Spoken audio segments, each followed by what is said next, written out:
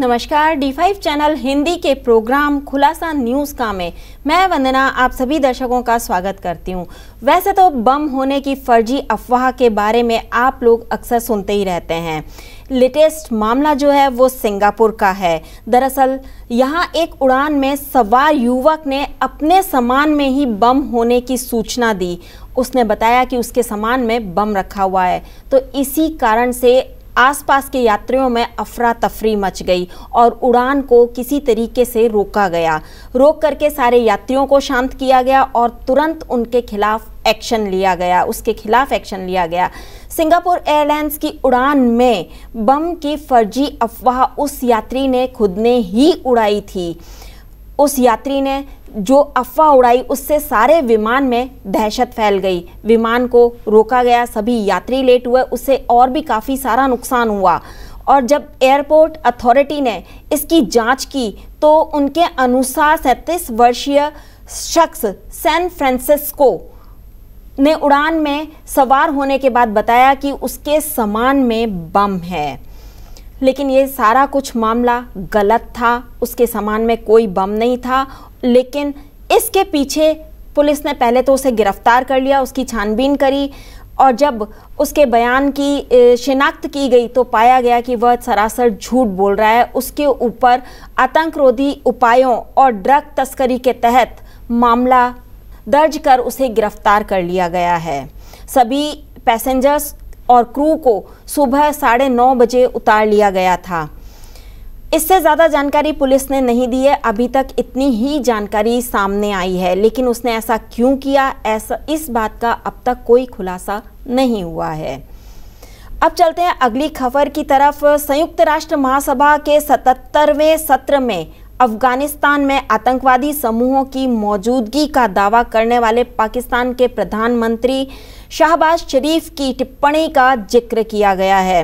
इस दौरान तालिबान ने मंगलवार को पाकिस्तान से अफगानिस्तान के आंतरिक मामलों में दखल देना बंद करने का आह्वान किया। राजनीतिक मामलों में तालिबान के उप विदेश मंत्री शेर मोहम्मद अब्बास ने पाकिस्तान से अफगानिस्तान के आंतरिक मुद्दों में हस्तक्षेप बंद करने का आह्वान किया। उन्होंने कहा कि इस्लामिक अमीरात दावों का खंडन करता है और वह चाहता है कि अफगानिस्तान के प्रति किसी भी तरीके का कोई भी बयान इस तरीके का नहीं दिया जाए और वो इसकी अनुमति नहीं देते हैं। उन्होंने कहा कि पाकिस्तान के प्रधानमंत्री की कार्रवाई की कड़ी निंदा करते हैं हम, और हमें इस्लामिक अमीरात के खिलाफ बोलने की इजाज़त नहीं है। किसी भी देश को हम ये इजाज़त नहीं देंगे। इसके साथ ही उन्होंने कहा कि अगर पाकिस्तान को आर्थिक समस्या है तो उसे काली सूची में डाल दिया जाता है, तो इस पर कोई भी देश उसे कॉल नहीं करेगा। पाकिस्तान अपना रास्ता खुद बनाए। केंद्र सरकार ने दिवाली से पहले ही दिवाली का तोहफा केंद्र कर्मचारियों को दे दिया है। कैबिनेट बैठक में सरकार ने केंद्रीय कर्मचारियों का महंगाई भत्ता यानी कि डीए 4% बढ़ाने की घोषणा कर दी है। पिछली बार सरकार ने मार्च में डीए बढ़ाया था। ये बढ़ा हुआ डीए 1 जनवरी 2022 से लागू हुआ था, जिसमें कि 3% की बढ़ोतरी की गई थी।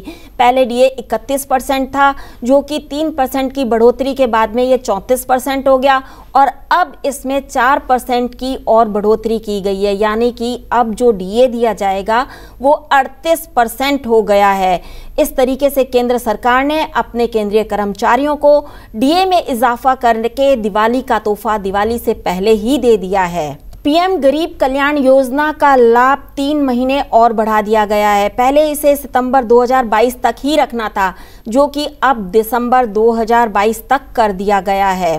केंद्र के इस फैसले से देश के 81 करोड़ से ज़्यादा लोगों को एक बार फिर से राहत मिली है। अब देश के ज़रूरतमंदों को दिसंबर 2022 तक मुफ्त राशन मिलता रहेगा। कोरोना महामारी के चलते देश में लगे लॉकडाउन के कारण पीएम गरीब कल्याण योजना को 2020 में लागू किया गया था।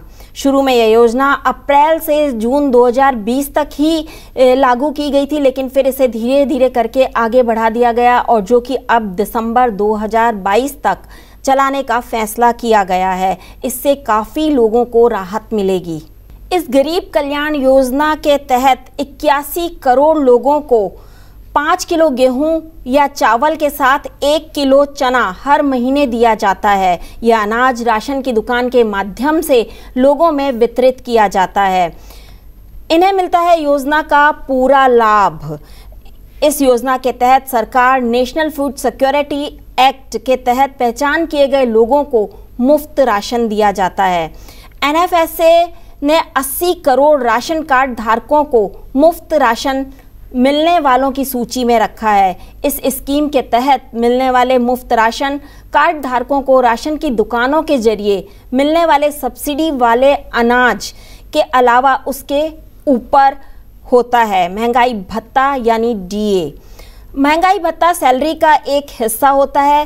कर्मचारी की बेसिक सैलरी एक निश्चित % होती है।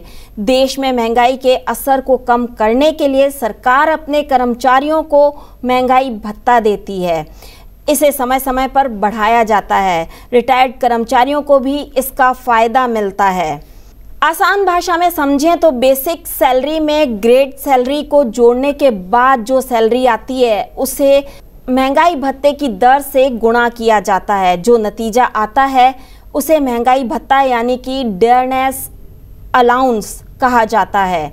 अब चलते हैं अगली खबर की तरफ, वो है कश्मीर से। कश्मीर में कुलगाम जिले के अहवातू में मंगलवार शाम को सुरक्षा बलों और आतंकियों के बीच में एक मुठभेड़ हो गई। एनकाउंटर हुआ जिसमें जवानों ने जैश-ए मोहम्मद के 2 आतंकियों को मार गिराया।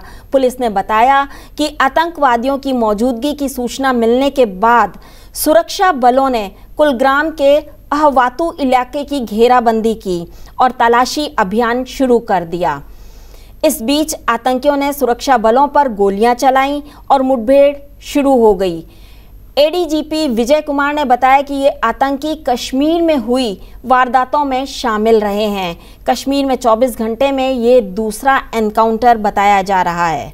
कश्मीर के कुलगाम जिले में सोमवार रात बेस बटपोरा इलाके के पास सुरक्षा बलों और आतंकियों के बीच में जो मुठभेड़ हुई उसमें सुरक्षा बलों ने आतंकी संगठन जैश-ए मोहम्मद के पहले एक आतंकवादी को मारा। एनकाउंटर में सेना का एक जवान भी घायल हुआ और 2 नागरिक भी घायल हुए जिन्हें अस्पताल में भर्ती कराया गया। आतंकी की पहचान कर ली गई है। पाकिस्तान निवासी अबू हुरैरा के रूप में हुई है जो कि ए कैटेगरी का आतंकी बताया जा रहा है। इससे पहले 25 सितंबर को भी कुपवाड़ा में सेना और पुलिस ने 2 आतंकियों को मार गिराया था। यह कार्रवाई एलओसी टेकरी नार के पास की गई थी। दोनों आतंकियों के पास 2 AK-47 राइफल और 2 पिस्टल और 4 हैंड ग्रेनेड बरामद हुए थे। दोनों आतंकी बॉर्डर के रास्ते भारत में घुसने की कोशिश कर रहे थे, लेकिन सुरक्षा बलों ने उनकी सारी कोशिशें नाकाम कर दी। इसके साथ ही 14 सितंबर को जम्मू कश्मीर के श्रीनगर निगम इलाके के सुरक्षा बलों ने 2 आतंकियों को और मार गिराया था। दोनों की पहचान पुलवामा के एजाज रसूल नज़र और शाहिद अहमद के रूप में हुई थी। ये आतंकी संगठन अंसार गजवत उल हिंद से जुड़े हुए थे। दोनों आतंकी 2 सितंबर को पुलवामा के बंगाल के मजदूर मुनीर उल इस्लाम की हत्या में शामिल थे। अक्सर हिंदू मुस्लिम के बीच एकता कम ही देखने को मिलती है। मुंबई के एक मुस्लिम युवक ने अपनी हिंदू पत्नी की गला रेत कर हत्या कर दी। शुरुआती जांच में पता चला कि पत्नी ने अपने ससुराल में मुस्लिम रीति रिवाज को अपनाने से मना कर दिया था, बुर्का पहनने से मना कर दिया था। इस वजह से दोनों के बीच में तकरार होनी शुरू हो गई थी। मुंबई के तिलक नगर इलाके में रहने वाले इकबाल मोहम्मद शेख ने 3 साल पहले 23 साल की रूपाली नाम की हिंदू लड़की से लव मैरिज की थी। उसका 2 साल का बेटा भी था। मतलब कहने का यह है कि दोनों का 2 साल का बेटा है। उसके बावजूद पति ने पत्नी की गला रेतकर हत्या कर दी। शादी के बाद रूपाली पर ससुराल में मुस्लिम रीति रिवाज को मनाने बुर्का पहनने का दबाव बनाया जा रहा था।